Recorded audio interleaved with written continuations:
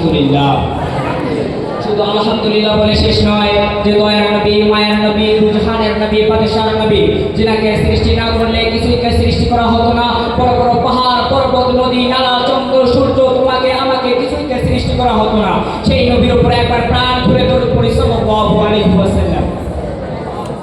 আজ আমরা আমাদের গন্তব্যস্থলকে ভুলে গেছি, আজ আমরা আমাদের আসল ঠিকানাকে ভুলে গেছি, আজ আমরা আমাদের মকসদকে ভুলে গেছি। কি জন্য আল্লাহ রাব্বুল আলামিন আমাদেরকে দুনিয়ায় পাঠিয়েছেন, কি জন্য হুজুর সাল্লাল্লাহু আলাইহি ওয়াসাল্লাম রক্ত ঝরিয়েছেন, আজ আমরা সব ভুলে গেছি। দুনিয়ার মহব্বতে পড়ে আমাদের অন্তর কালো হয়ে গেছে, দুনিয়ার মহব্বতের জালে জড়িয়ে আছি। দুনিয়ার মহব্বত থেকে যত বাইরে যেতে চাই, ততই দুনিয়ার মহব্বতে জড়িয়ে পড়ি। যেমন মাকড়সার জালে কোনো পোকামাকড় পড়ে, পোকামাকড় যত বার হওয়ার চেষ্টা করে তত বেশি জড়িয়ে পড়ে, সেরকম আজকে আমাদের অবস্থা। একটি কাঁচের গ্লাস হাত থেকে পড়ে চূর্ণ বিচূর্ণ হয়ে গেলে আমাদের আফসোস হয়। ব্যবসায়ী ব্যবসার মধ্যে ক্ষতি পেলে তার টেনশনে রাতে ঘুম আসে না। কৃষক কৃষিকাজের মধ্যে যদি ক্ষতি পায় তার টেনশনে রাতে ঘুম আসে না। একজন অফিসার অফিসে না যাওয়ার কারণে তার চাকরি চলে যেতে পারে।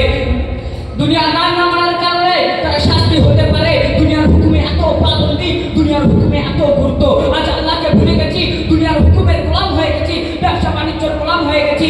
আজ একটা গাড়ি আছে আর একটা গাড়ির পিছনে ছুটে বেড়াচ্ছি, একটা বাড়ি আছে আর একটা বাড়ির পিছনে ছুটে বেড়াচ্ছি। হায় আফসোস, হায় আফসোস। আল্লাহ রাব্বুল আলামিন তো আমাদেরকে এই জন্য দুনিয়ায় পাঠাননি যে আমরা দুনিয়ার মধ্যে এসে লোক মানুষের মধ্যে পড়ে থাকবো, আনন্দ ফুর্তি করতে থাকবো।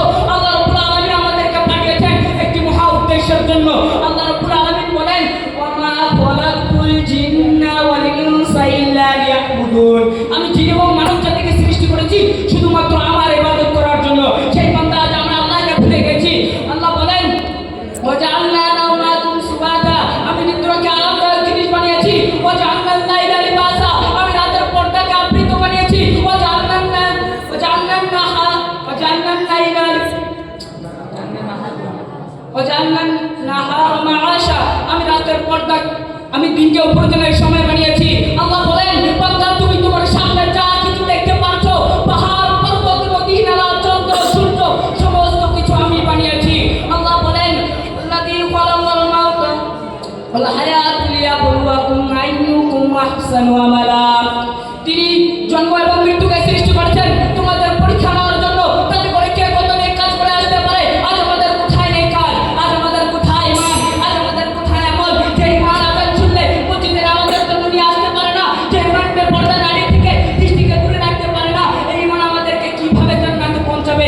আজ আমাদের ঈমান আমল কমজোর হয়ে গেছে। আমরা ভাবি না কবরের কথা, আমরা ভাবি না জাহান্নামের আগুনের কথা, আমরা হাসি খুশির মধ্যে সময় কাটিয়ে দিচ্ছি। আসুন